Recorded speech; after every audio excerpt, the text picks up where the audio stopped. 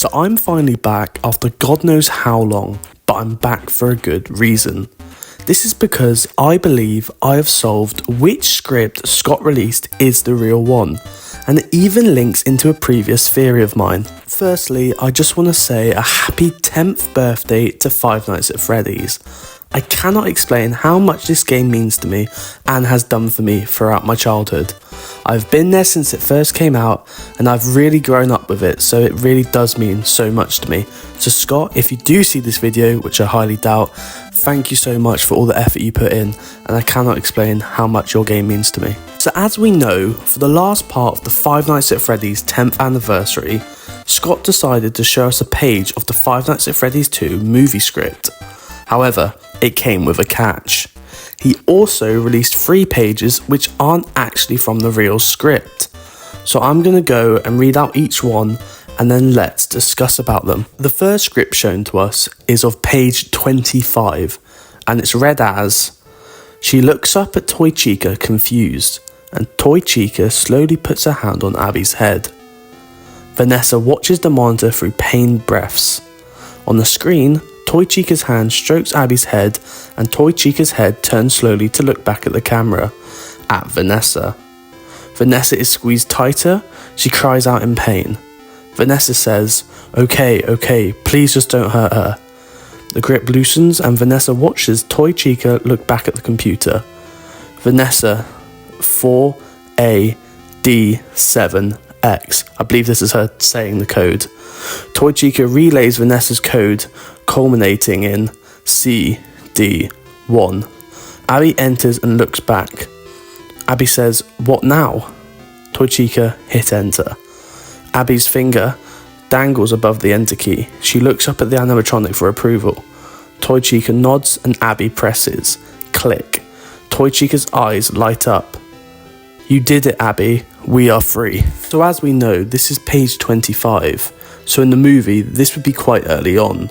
Which makes me feel the only way this script would be real is if Vanessa, like I stated in one of my previous theory videos, is either in a coma or a comatose state after the events of the first movie, and is imagining scenarios of Abby being in danger mixed up with the animatronics of her past, i.e. the toy animatronics, Toy Chica, which would show the bond she had with Abby at the end of the first movie and the trauma she still holds with her past at Fazbear's. So let's get onto the second script and let's see what we think about that one. This page shows us that it's page 18 of the script. It starts with General Everly. "I never liked this project from the get-go. What the hell kind of idea was it for the US Army to get in bed with a pizza place?" Captain Nelson. "Fazbear Entertainment is more than just a pizza place, sir." General Everly waving a hand. "Yeah, they're a circus, that's what they are. I still can't believe the government funded the company." The men and women at the table exchange glances. They're obviously a little surprised to hear their commanding officer expressing so many objections to their project. General Everly. "Who ever heard of testing government-financed tech on robots designed to entertain kids?" Shaking his head. "You ask me, Drummond let his sentimentality get the best of him, just because his kid liked those robot animals." Captain Nelson. "Fazbear Entertainment's animatronic tech was way ahead of robotics that." General Everly snaps forward, he picks up the report and slaps back down again. General Everly. "But we're not talking about robotics now, are we?" Thumping at the report. "This here says nothing about robotics, it's all about vortices and wave functions and..." This is obviously referring to Remnant. The General opens his report, he flips pages and frowns at the one he lands on. General Everly reading. "Observable effects of unobservable energy exchanges," lifting his gaze. This script clearly refers to Remnant, where they're saying the tech is well ahead of anything of their time, but Everly obviously cuts them out and says it's actually because of vortices and other things of that such.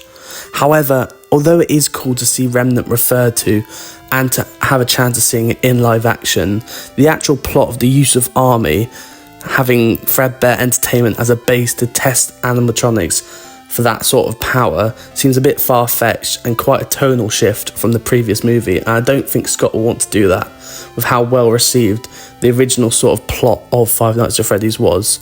Also, if I'm not mistaken, this is also a reference to a previous scrap script from the first Five Nights at Freddy's movie, when he first showed the original script, which didn't happen, and I believe the Army one was one of the original scripts. However, let's get on to the third page shown to us last night. So this page is shown to us as page 58, and it starts with Mike talking to Abby. Why would somebody write something like that for little kids? Abby, you remember how the little boy in it has all these plushies he loves, but then he gets sick with one of those diseases kids don't get much anymore? Mike, yeah, he gets scarlet fever. Abby, yeah, he's so sick he might die, and he's contagious, and so is everything he touched. So they have to burn all his plushies because they're dangerous. Mike, with a look of dawning understanding, yeah, I remember the story. What are you saying, Abs? Abby, I'm saying these plushies are dangerous too. Somebody should burn them. Mike's car at night. Mike is parked at a gas station. He takes out his phone and dials Vanessa. Vanessa, hello? Mike, hey, are you working tonight? Vanessa, no, I. Mike, then I'll be over in half an hour. Wear dark clothing. We've got a job to do. Mike hangs up and gets out of the car. He's dressed entirely in black. For me personally, this script has to be the weakest out of the lot. I saw Dorco's recent video on it, and to be fair, he does give a decent reason for why this may be one of the strongest scripts. However, if I'm being honest, I just see this one as being a joking reference to Plushie's Take Manhattan, which also was one of the scrap scripts from the original Fnaf movie, even though I don't think it was ever scrapped. I think it was just there for the fun. And I feel Scott just put it in there for us to have a laugh while actually trying to decipher the real script. However, if I'm wrong and this does become the real script, I'll make a post publicly apologising to the FNAF community. And finally, we get the fourth script, which is page number 4. And it starts with an abandoned Freddy Fazbear's pizzeria and theatre, dining room, continuous. The man and the kids step into a large dining room. Dust-shrouded tables and chairs crowd the room, encircling a motionless carousel sitting in the hulking shadow. The man leads the kids to the carousel. He steps up onto it, helping Gemma up after him. Darren looks bemused, but he hops up as well. The man reaches for a big red button, slaps the button. The carousel buzzes, lights up, starts to turn, tinny music plays.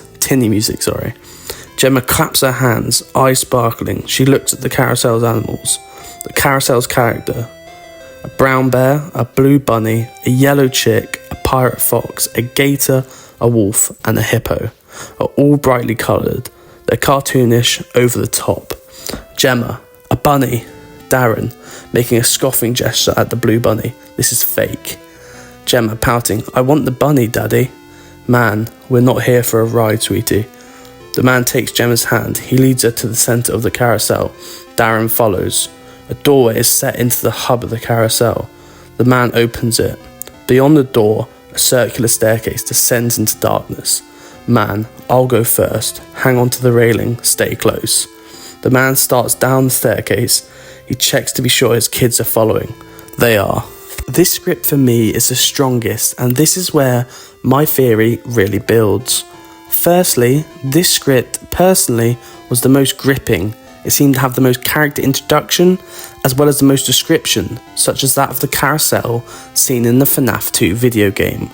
But out of all of the factors that this script gives, that it is the real one out of the 4, the main factor for me being that it is page 4, which means it is very, very early on in the movie. You're probably wondering why it being so early on is so important.